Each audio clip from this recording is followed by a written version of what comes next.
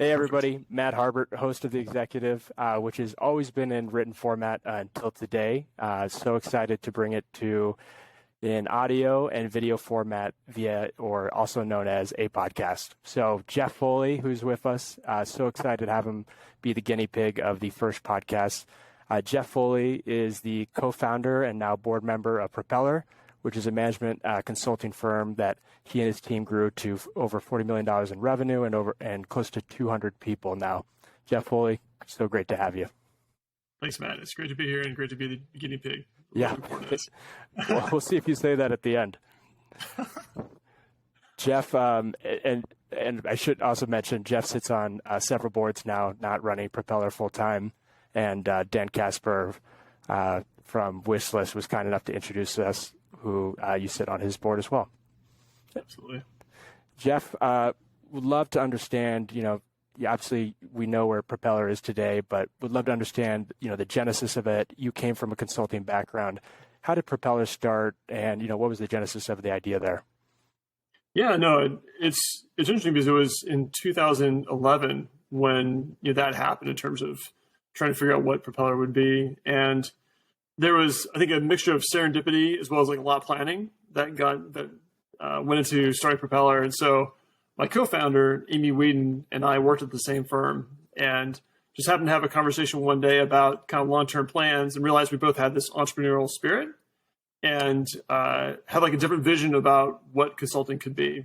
And both of us came from like the big five background, large firms, and had joined a smaller firm and helped build that up.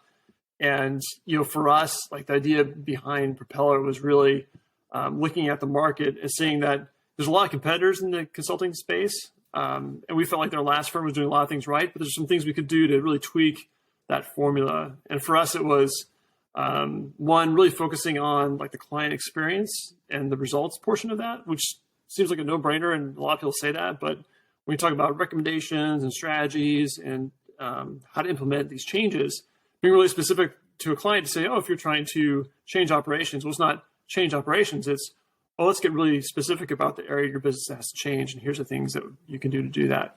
That's kind of the client side. But then a big part of us too is looking at the kind of the internal side of it and really focusing on people.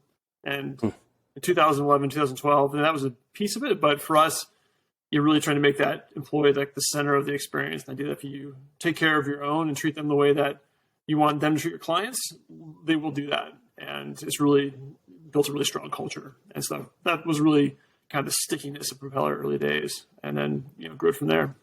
And remind me or for the audience's sake, your background, which firms were you, growing up in? I think you had started at EY, is that right? Yeah, EY, Ernst & Young, and then went to Arthur Andersen Business Consulting.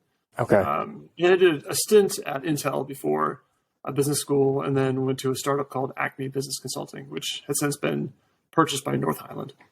And what kind of firms were you, advising, and which ones, as you started Propeller, which ones were you going after? Are they mostly kind of middle stage growth type companies?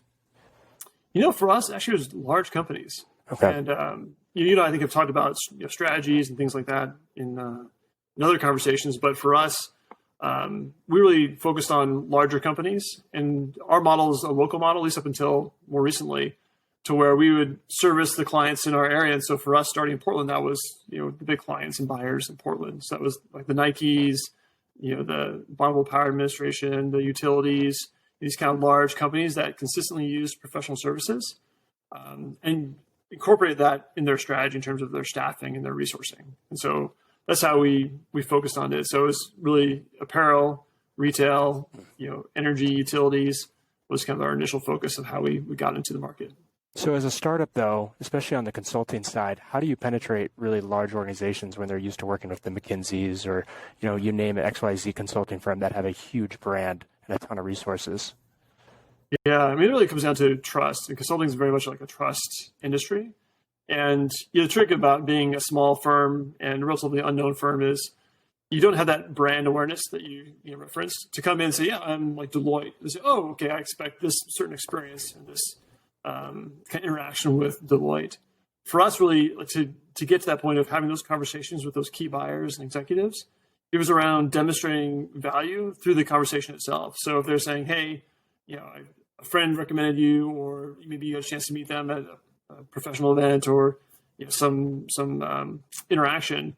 It's really like from the very beginning, being interested in their business, demonstrating that kind of passion for what they're doing, and then being able to kind of talk through ways that you would approach solving that problem, or different strategies you may employ or have employed elsewhere. And really, I think once you demonstrate that what you're doing is in their best interest and that you're excited about their business, and the way you talk about it and interact with that person, it's demonstrated, then you're able to actually get to that point of actually the kind of sales process and getting more specifics about, here's how we engage you, here's how long that would take, and so forth. And then you're starting to actually compete head to head to the larger firms because you're in those conversations. And you said you're trying to create a much better client experience. What was it that you're trying to create in the client experience on the consulting side? Yeah, this was actually a really interesting area for us because like the stereotypical client experience, brand experience with the larger firms. Having been in one, having seen it from the consulting side, was that when a client would have a consulting firm come in, a lot of times they would just swoop in, kind of be the experts. A lot of kind of distance between like the consulting firm and them. You do great work, kind of pass it over, and then they leave. And so that caused some challenges in terms of adoption within the client's company, and it didn't necessarily get buy-in. And so for us, the way we do that would really be to kind of embed ourselves into the company, into their culture, and to really be kind of one of them and at service to them. And so really one thing it's always good to remind ourselves in the consulting industry is we're professional services. So we're actually a service company. So if you kind of have that mindset of like, how can I help you? It changes that experience to where instead of being kind of the expert and trying to kind of flex your intellectual muscle, you're actually just trying to really help them and really understand their business problem and then solve that and then make them successful. And I think people really resonate with that. So you're implementing the strategy that you come up with them. Yeah. So essentially we'll go almost from cradle to grave in terms of, the life cycle of like an initiative. Sometimes we'll work at the very beginning to think through strategies and ways to address a business problem or a market issue, all the way to how do we kind of run the team that actually implements those changes. And I think the sweet spot we had, especially early on, was kind of a moment when like an executive team made a decision, or maybe McKinsey had come in and given them a recommendation and they have to go implement it. And a lot of times they wouldn't necessarily know how to take that kind of high level idea into a very like specific way to make that really happen within the organization and make that change really successful. And that's where we really were able to build a lot of our businesses, implementing those changes within organizations that they didn't know how to, or they didn't have the right kind of mix of skills to do that. So if you were coming in and doing the strategy and also the implementation, how long were you, let's say, engaged in a client versus what is typical with like a McKinsey or someone like them? Yeah, I think if you think of the consulting world as like, I kind of think of like different layers, right? So I think of like the Bain, McKinsey, BCG being like really specific strategy consulting firms, and they're fantastic at what they do. And that's the ones that come in and maybe like talk to, say, locally Intel and say, hey, if we're going to expand our market or build a new factory or change our worldwide distribution, they'll come in and do that.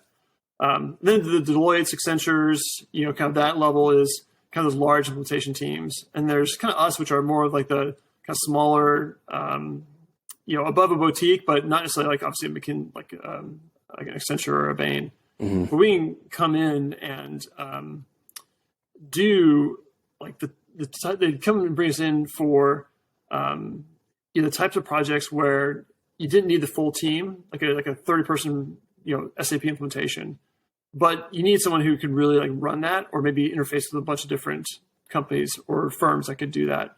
And that's kind of where we got our sweet spot in terms of like how we approach the market and the difference between the different firms, because right, you found a gap. You found a gap in the market in size. Yeah, exactly. There'll be different firms working at different areas doing different things. A lot of times, sometimes they need someone to be the glue, and so they bring in Propeller to interact with the Accentures or the McKinseys and in their own staff to be able to kind of make that bridge and keep people accountable. And so that's something that happens quite a bit as well. And how much of the consulting were you doing versus trying to grow the actual business? Yeah, the early days, it was everything. I mean, I don't know I'm sure you've talked with this podcast a lot about yours. Like you're wearing a real hat. So it was like you're coming in, getting up, say like at 4. So running payroll, figuring out like invoicing, and then maybe setting up your interviews for those next 3 employee hires you're trying to make. And they'll go out to the client team and do some work. And a lot of times at the beginning, it was actually leading the teams where I'd have like, a small team of consultants. I'd be at the client site, working through, a particular engagement. Then I'd go at home and then go have dinner with family, then maybe go do networking events at night. So you're kind of doing every little hat.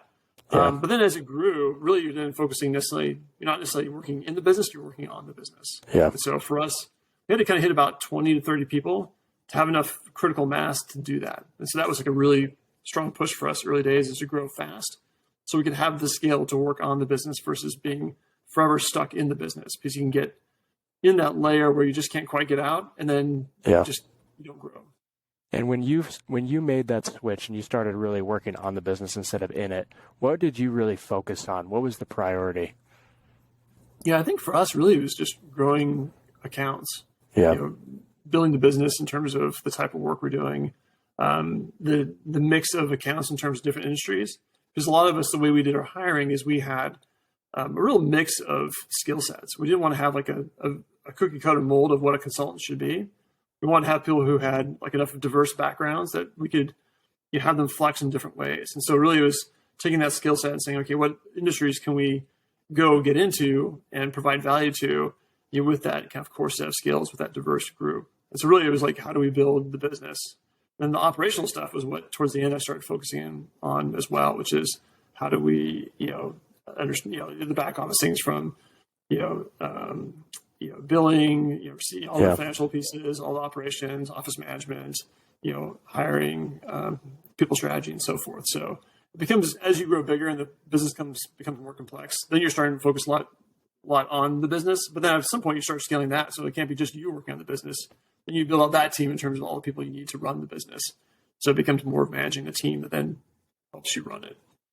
And we've had a lot of tech executives on here, and scaling a tech business is so different than a service business. Yeah. How have you seen, how have you scaled a service business, and how is it so different than a lot of the tech businesses or retail businesses that you probably consult with?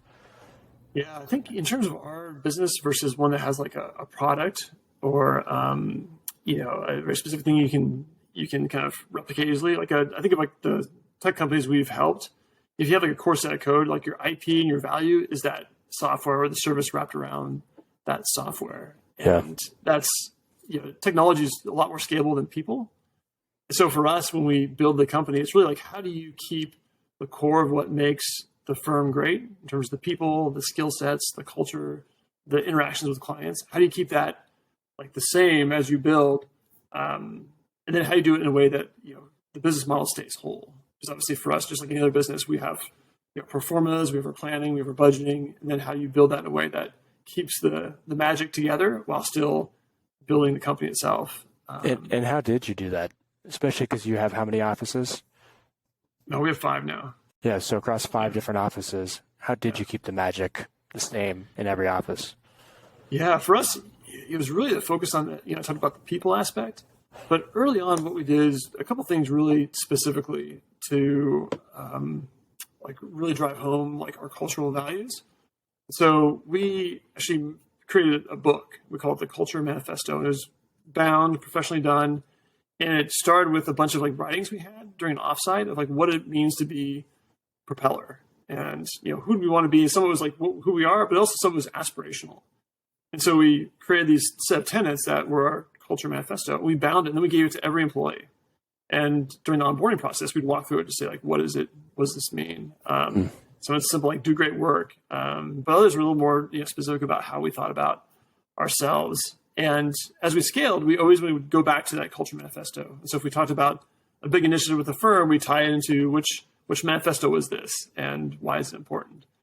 And it's putting those things in place that allow you to kind of scale the culture without having the one-on-one interactions. Because as you get bigger, it's harder to have like, oh, I know Amy or I know Jeff. Yeah. And I do this because that's what they would do versus, oh, here's who we are. And here's kind of our fabric of why we're Propeller and why we do things the way we do. And that scales versus the one-on-ones, which are harder to do as you get bigger. And, every company talks about culture, right? It obviously is the blood of the organization, but what would you say you guys did a really good job culturally? Like, what was the key for you culturally as you grew? Yeah, I think it's like a mix of, it's interesting. Having just come off this, breakfast meeting with an old colleague I mentioned earlier, I think it was a good reminder of those core values. And I think for us, it was like a focus on like being human and being able to kind of look at the intersection between business and all that's involved in all the different disciplines and I'd say the science of doing really great work. And you think of the different challenges our clients run into, they're very complex. But then how do you kind of take that vector of the complex business problem and then have it intersect just the human side of like, why are people motivated? Why do folks want to do a good job? What makes them excited about going to work? And then kind of having that energy, enthusiasm, and then, helping that kind of reverberate through the company to where they're excited to go talk to the client about their business problem and understand like, well, really what's happening. Let's talk about that and let's dive into it. And then let me use this framework to kind of break it down in a way that makes it more understandable, or let me graph this out in a way that like seems really zero in a problem. And then it's like exciting and it becomes fun, it becomes personable, and it feels good to do good work. And when the client really appreciates you, suddenly it validates all that, those late nights and all the efforts the consultant has done. And then it becomes really fun. And then you really focus on that, and then it becomes better and better. And it becomes this kind of momentum you have about doing great work and having fun doing it. And, valuing people for who they are and how they contribute to solving that problem. And that attracts more people that are excited about that. And then suddenly you've got this kind of this whole thing growing in a way that's really positive. Yeah. So that's how we push it. Yeah. Positivity spreads quickly. What, you obviously advise a lot of people on strategy, and strategy, we've talked a lot on this, on the executive about strategy. What was your strategy, would you say, looking back? Yeah, this is actually a really great question because we actually changed our strategy. And I've talked to a lot of entrepreneurs and folks who are thinking about starting a business or have started taking those first few steps. And one thing I tell everyone to do is always write a business plan and always do your pro formas.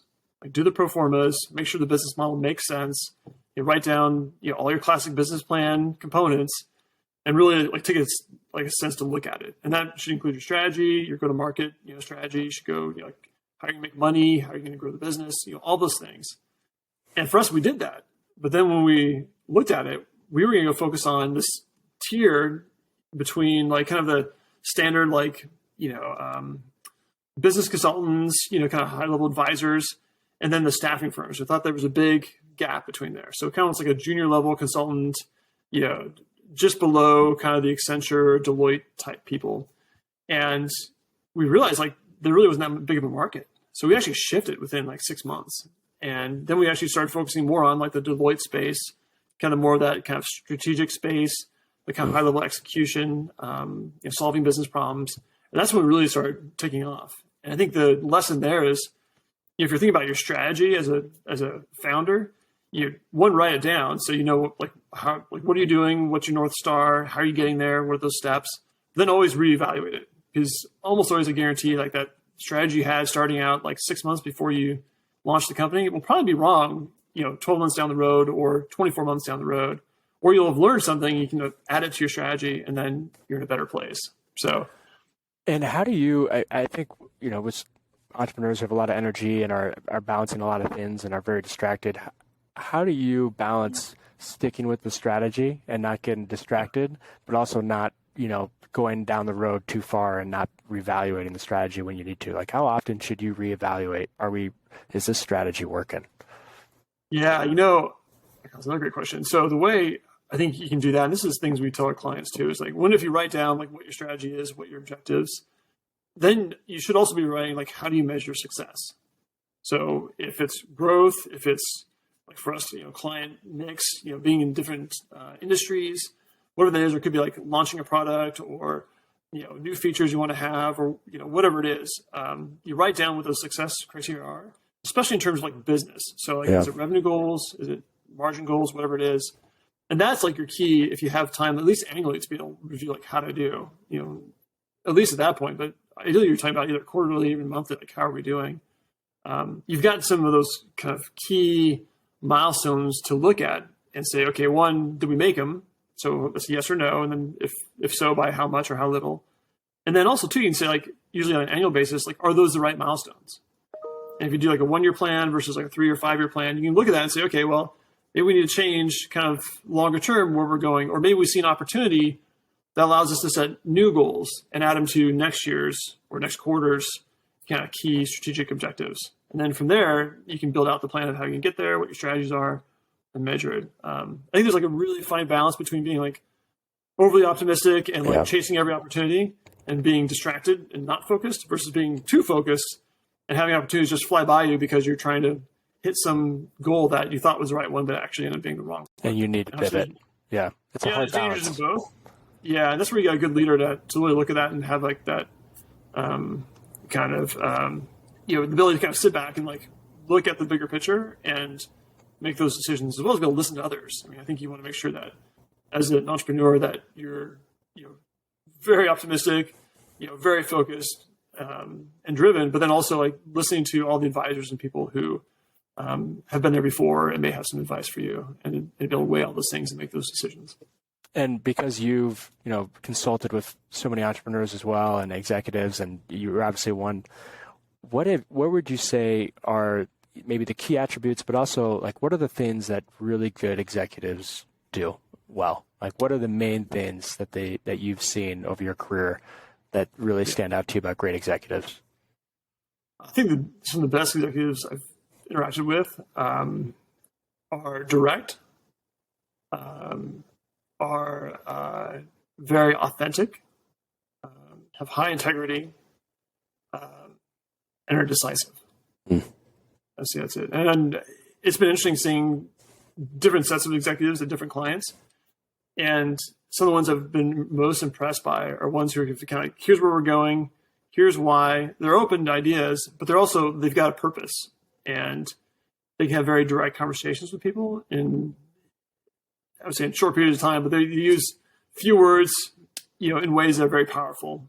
And those are the ones that I submit to really do well. And the decisiveness is you need people who are, thinkers and can really like weigh complex decisions and understand the pros and cons and all those things. But they have to make a decision. And if it's good or bad, ideally they have to make good decisions. But even if it's bad, they have to be able to quickly pivot and say, oh, wait a minute, that didn't work. Let's go someplace else. And then redirect staff resources to go down that different path. Are you seeing executives almost struggle more because of the climate we're in, being as direct as maybe they used to be, and they could be more direct? And like, how are people navigating that now? Yeah, it's a crazy time right now in terms of being executive. And in some ways, me stepping back from the day-to-day, the timing was really fascinating because I missed a lot of those really hard discussions, and I advised folks in terms of like what to do, but I didn't have to be in the middle of those discussions. Hard conversations. Yeah, because they are hard. And talking to the leaders of the various boards I'm on, there were some tough conversations, and some of them didn't have necessarily good outcomes, but I think it made it hard because a lot of times there wasn't necessarily the right answer, or it wasn't obvious. And that's the case a lot of times in business, but especially the last couple of years in some of these harder aspects of kind of the HR people strategy side is it wasn't immediately obvious. And so I think with those, the executives that did really well are the ones that really were transparent about kind of why they were saying what they were doing, or what they're saying and how it applied to like the norms of the business or their cultural values. Like, here's why I'm saying this and here's why we're doing this, because this is who we are. Right. You have to give that context. Yeah. Because I think the ones who didn't do well are ones that, their staff or their teams felt like they were being more reactionary, or maybe it wasn't necessarily authentic to who they were, what their culture was, or what their company stood for.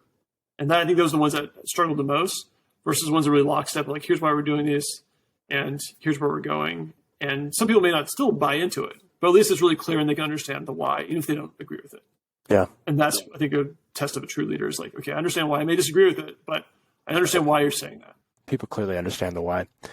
Yep. What would you say in the different stages of your growth at Propeller, but in the really early days that you guys, the kind of the choices that you made that were pivotal in the rest of the company? Like, what would you say you did early on that really set yourself on a path to success, besides maybe the focus on growth? Yeah.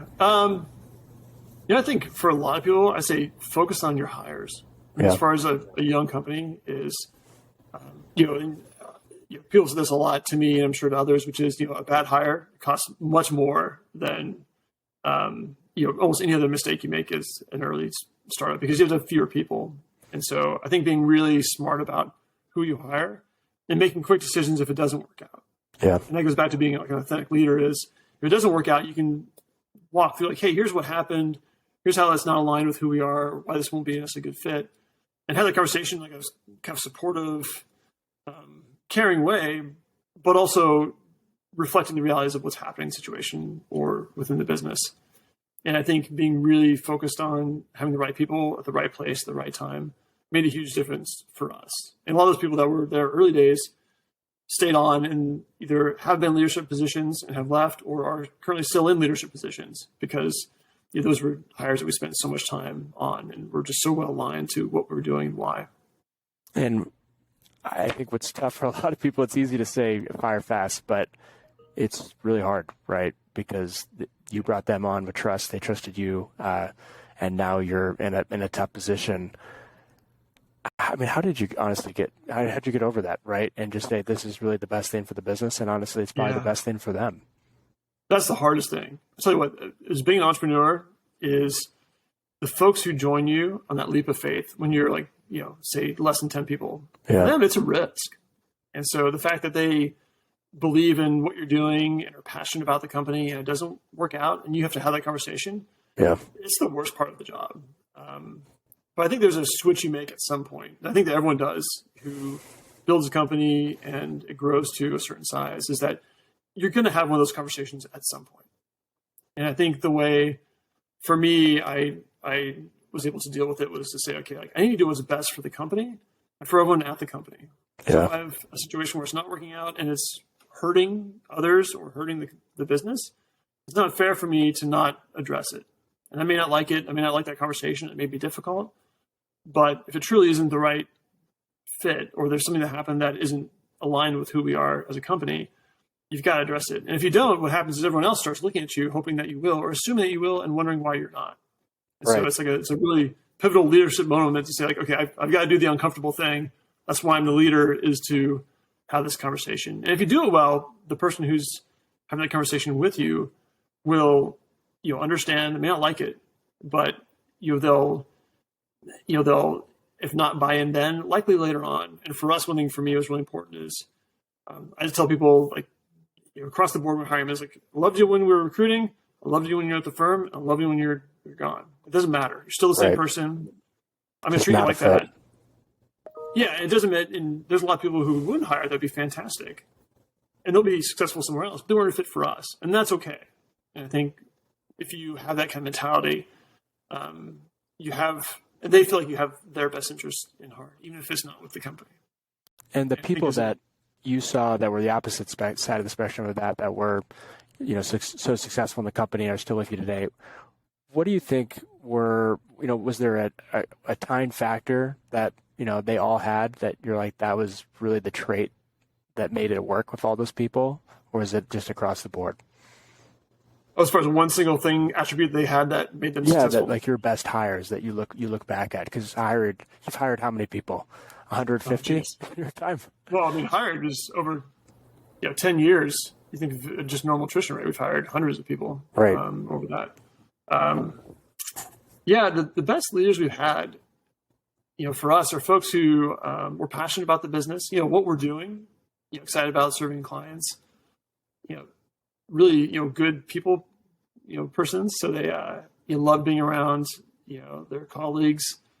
I think what they all had was like a drive that's above and beyond, a level of intellectual curiosity where they have a certain level of just, kind of innate smarts that come into it. But they're really curious about learning and like challenging themselves and having those interactions with others in the company.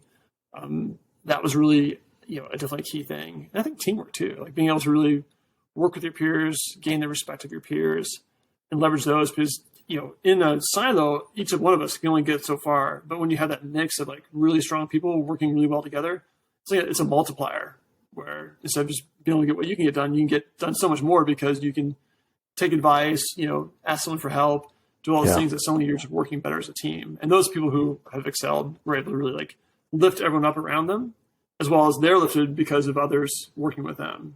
And if they make everyone else better, they're kind of that franchise player, the Michael Jordan of the team, where you're going to win because suddenly you're able to kind of raise everyone else's game in a way that they wouldn't otherwise be able to do.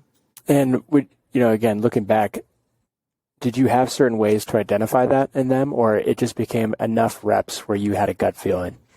Yeah, there's, given that we've been consulting for a long time, we had a pretty good sense for what makes a successful consultant. So I think that baseline was there.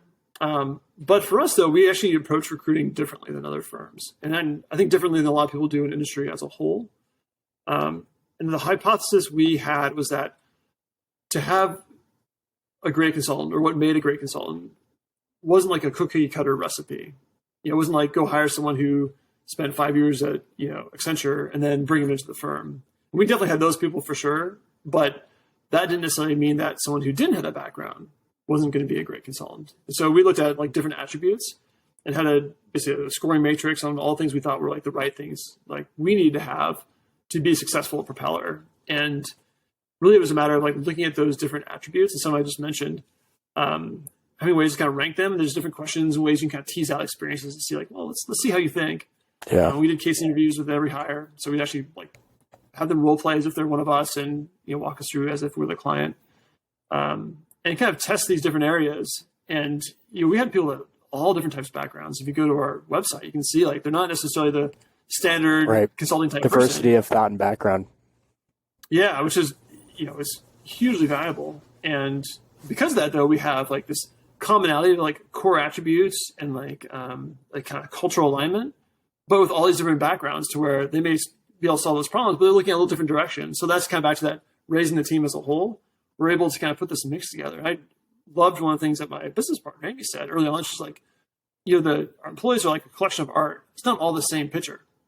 They're all different ones, but they all fit together to make this, great gallery of art. And that's how we thought about recruiting, is this gallery of art. Was who our people are. Right. It's the beautifulness of a company. Well, you're now on how many advisory boards? I'm on advisory board, Wishlist, and then I'm actually on 4 other boards, 2 for-profit companies, including my own, and 2 nonprofits. So I have 2 chairmanships and then committees and everything else. So I stay pretty busy with those. And what's it like now advising almost on the other side of the table? Still the same table, right? But you're maybe a different perspective. When you see the CEO that in the boardroom and you see the conundrum that they have, is it easy to know for you, I know what the right decision is, or it's still just as hard to know, I really don't know the right, I don't know the right answer. There's no certainty in that. Well, I think the important thing is to know when you don't know the answer versus when you do. So that's like the first thing I'd say is like, okay, this is something I've got to get handle on right now. And don't guess if you don't know, right? Yeah. Or at least let them know, like, hey, here's my thoughts. I'm not sure. I'm not sure if I'm right. There's many times where I'm like, okay, we've seen this before. There's one thing that's great about consulting is you see the same thing over and over again. And so like coming in as a client, you're a consultant, like to them, the client's like, oh, this is so hard. I'm not sure what to do. Like, but you may have seen it like 50 times before. You're like, oh yeah. You don't want to make incorrect assumptions, but you've got a playbook to kind of go through. Yeah. And that I think is the same with working with these CEOs and leaders, is that a lot of times I've seen those things before. So I'm like, okay, well, here's some things to think about. And it sometimes surprises me because in consulting, you do it all the time. It's just part of what you do. And it's like any other aspect of your work day. But for someone who doesn't go through that, that's not used to that, it's new and like, oh, this is a great idea. So I think you get those situations where you know, and like, hey, here's some ideas, and then they can run with it. It's really exciting to help the companies in those ways. And then the things that you don't know, that's like, okay, like that's kind of interesting.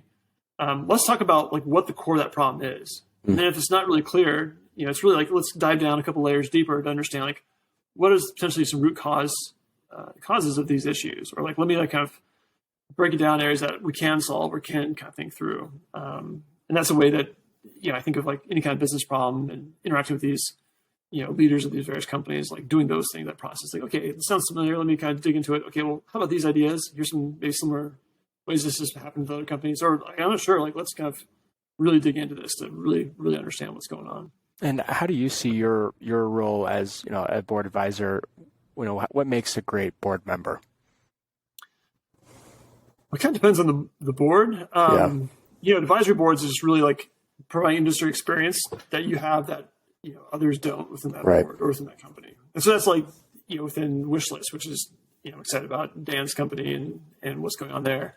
That's kind of the role that is. In terms of a board role, as for Propeller, you're still being a shareholder. There's fiduciary responsibilities. There's kind of your as a board member, you're obligated to the shareholder to make sure that the company's operating within their wishes. Propeller, all those things are really well aligned because Amy, my co-founder, and I still talk on a monthly basis, if not more. We have our board meetings. We've spent years working together. Prior to Propeller, we worked together 7 years there, so it's 17 years of knowing each other. So it's very, very strong alignment. With the other professional board, it's different because I'm hired by the shareholder to then work with the executive team to meet the shareholders' kind of goals and objectives. Yeah. So it's kind of more of a traditional board structure.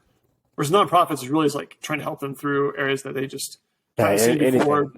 They need help. That's what you're passionate about. One is focused on preventing homelessness. The other one's like this kind of ecumenical camp and conference center. So it's like things that you more like wanting them to do, like doing good versus like building a company, if that makes sense. Is it almost hard to not overstep because you're like, oh shoot, don't do that. I did that, right? Like, or don't do this, you should do that. Like you probably just can't help yourself.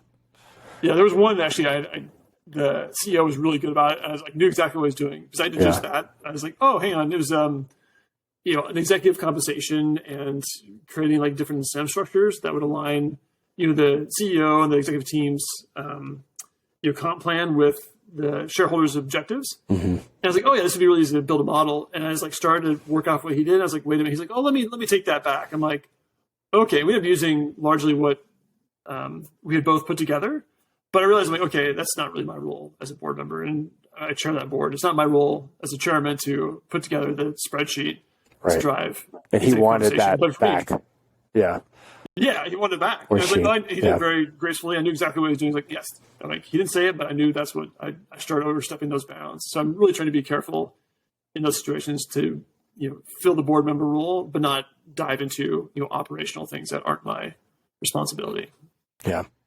What would, as you're advising, people now, and it probably depends the stage of the company, but what are you telling them that they, should really be focused on, especially as the CEO? Yeah. I think, I'm a big believer of like business fundamentals. Yeah. There's a lot of things to get excited about or distracted about, but I think strong and steady growth, on your top line, as well as just really healthy bottom line is kind of the kind of first things, make sure like we're doing that. And the next thing I do is like, what is your plan long-term? Like, what are your goals? What are your objectives? And how do we get there?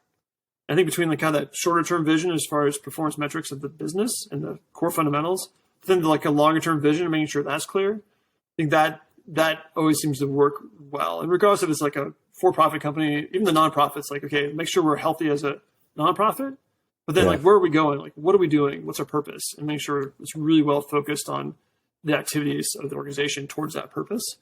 And if we have both those things figured out, then we can be successful and we can build on it, And were you working yourself backwards and just reverse engineering it, or how are you trying to figure out how do we get ourselves? Here's where I want to be. How do we get ourselves there? Were you just reverse engineering that and thinking about all the steps in between, or what does that look like tactically? Yeah, I think what it is usually it goes like, what is our starting with the goal? Like, what are we trying to accomplish? Like the kind of the why behind it, and then from there, like working towards it. Like, well, what has to happen if we're going to do that? And sometimes those goalposts move depending on like if you start getting into all the steps in between. There's a lot of them. Like, okay, let's kind of push that out a little farther and maybe make an interim goal. But it's really, I think, starting at like what would we want to accomplish? And so, for example, one of the company's energy keepers, we're looking at building this independent power producer. It's an independent power producer in the company to the point where we can continue to support the Salish Kootenai tribes. It's a Section 17 company. So really it's how do we responsibly build this asset, this company, in a way that supports this community, in a way that has the right risk profile, but still is able to do a lot of good, like for the people within that community.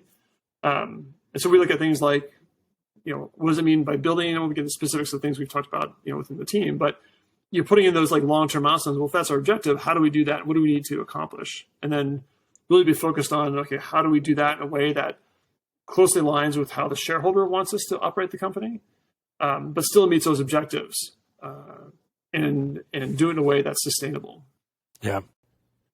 It's not easy. That's why that's why it's a job, right? Right. And it's why it's exciting. It was easy to be like pouring coffee in the morning, right. And everyone would do it. Everyone would do it. It wouldn't be fun. Gotta have big, hairy problems to make it fun. Well, I love to wrap it up with, really three things, but the first two being, your favorite book, maybe something that has really helped you the most professionally or even personally, right, which leads into your professional life. And then your favorite quote, because my grandpa was a huge quote person. He always had a book. Every time he heard a quote that he loved, he put it in. And so every time we'd go to his house, he would tell us the latest quotes. So I've always loved quotes. So would love to hear your favorite book and then your favorite quote. Yeah, I think, through life, my favorite books have always changed. There's a lot of good business books I've read, and I'm sure all your, the followers of your podcast and whatnot would have like a ton of them they can go look up. But for me, like the book that's I've really enjoyed the most and actually a little bit inspired by was The Race of Aces by John Bruning. Okay. And it's interesting. I've not read that. You haven't heard about it? I've not read it. No. Oh, it's great. Amazing. Okay. So for me, Propeller is my firm. I'm a pilot, which is one of the reasons why it's named Propeller. I really love history and all the lessons that you can learn from that, and from different areas than what I've been involved in. So Race of Aces is about airmen in the Pacific Theater in World War II, and it really started where just they weren't doing well. Really had to kind of come back from behind, so to speak, and it talks through this series of pilots who kind of turned the tide, so to speak, in the Pacific Theater in the aerial warfare. And for me, I liked it from just being the pilot, but also it kind of grounds me in terms of like the risks that generation took versus the risks I take in terms of like starting a business or helping people. It's just they're really not even comparable. Yeah. So to me, that hearing about these things people did that seem almost inconceivable now gives me a lot of like almost like comfort to stretch. Because if I really think about starting a business, the risk of failure is there for sure. And there's a monetary risk, there's a professional risk. But in the grand scheme of things, actually, it's a very small risk. I'll still come home at night, everything will be fine. Yeah. I can always get a job. I think that gives landing here. Yeah, it really is. And sometimes it's not, but for the most part, it really is actually. So I think that really calibrates me in terms of like hearing about these people's lives they've led that are different than mine and, very real risks and very difficult times. It gives me a lot of context in terms of what's happening in my business, what's happening around me. It's interesting. It inspires you to stretch further, and because of how much risk they took. Yeah, it is a real risk. Like, things go bad, that they're not coming home at all, and so right. I think also in current events with the Middle East and us pulling back out there, there's a lot of situations that the book covers.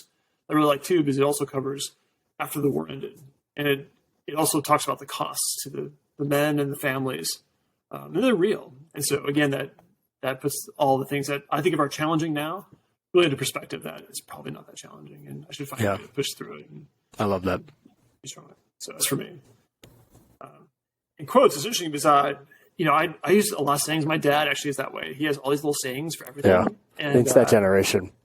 Oh, I love it. I know, it's great. It's like, is it like a one-liner? I'm like, oh, okay, I should completely do that. He always has some saying for whatever's happening. And the one actually I just used today on my daughter, which I really like for a lot of reasons, but always run to something, not from something. That's good. And I like that a lot because there's a lot of people I think that go through life that like, it's like they don't like what they're doing or don't like something about it, and they kind of pull away. And like, yeah, you maybe have some distance between whatever that was, but you can be anywhere. And that doesn't really get you where you want to go. But if you always think of like, where do I want to go? How do I get there? And think of it in that context, even if you're kind of leaving something that's bad, if you make sure you know where you're going, you're more likely to get there, and it's more likely to be good. And you'll understand why you're doing it versus like fleeing. And I always like that because I always want to be, in control of what am I doing, where am I going, where you're running. Yeah, let's make sure we're going forward, but don't run from something, run to something. There's another CEO that I really admire. I don't know if it was in his Twitter, but he just notes, I run towards fear. Period. I run a lot. I love that because he's admitting, right, like he's just constantly afraid of these things that he's trying to put himself out there, and so he's going to run to it, but that means he's running a lot. And I love that. It's like being human, right? It's like, I think a lot of times in business there's a lot of bravado, especially in consulting. There's a lot of folks who like, I think it's just part of our industry, but deep down I'm like, everyone's worried about doing a good job. Everyone wants to like, make a good impression. Everyone wants to get something done and be recognized for it. And it's all those things. And totally. I like that. Because the fear part is true. Like if you don't know what's going to happen, you're kind of usually scared about like it turning out the way you want it to. Right. And maybe that's what people are really afraid of. And then the last piece is any parting advice for those, other operators. And, you've obviously built a really successful company and, that took 10 plus years. Any parting advice for those that are either in it now or looking to start something similar? Yeah. One I gave, which is before you start, always write a business plan. Always do the pro formas, like for sure. But another one I'd say is if you're going to have a business partner, pick the right one. Yeah. It's like getting married. So make sure you're smart about that. I think the other one I'd say is like, be really honest with yourself for why you're doing it. Like really understand the motivation. And better yet, write it down. And so that way, when it gets tough, because there'll be times where it may not be working out, and you could lose a lot. Yeah. There's those times you really got to dig deep to figure out how to move forward or solve a problem. And there'll be problems that you'll need to solve that will be immediate. That may not be fun. It's the conversation with the employee that's not working out. There's all those things that happen. And if you really understand like the motivation of why you're doing it, and kind of keep that core. You'll push through those times. You'll find the strength to get through that challenging moment. And there'll be a bright side and another side that will be incredibly rewarding. But I think really understanding your motivation and why is really important. And if you're aligned with that, you'll accomplish a ton. Is your why worth it? Right. That's what it comes down to. Yeah. And sometimes it's not, and that's okay. You just have to know early enough before you're too far into it. Yeah. I've heard a lot of advice. There's another piece people told me it'll take 3 times as long, it'll cost 3 times as much, all those things. I don't think that's quite true, but I think you got to be ready for things not going according to plan. Your strategy not being quite right. And absolutely. If you're ready for that, you're ready for anything. Absolutely. Jeff, absolute pleasure. Thank you so much for being the guinea pig. Learned a lot and just really appreciate you and excited to see what's in your future as well, especially mostly on the piloting side. Yeah. Well, thanks, Matt. It's been great. I mean, I know about you. It's fun to help others. If you can impart any bit of wisdom to help someone else have a little easier time doing what you've done, it's worth it. So I really appreciate it.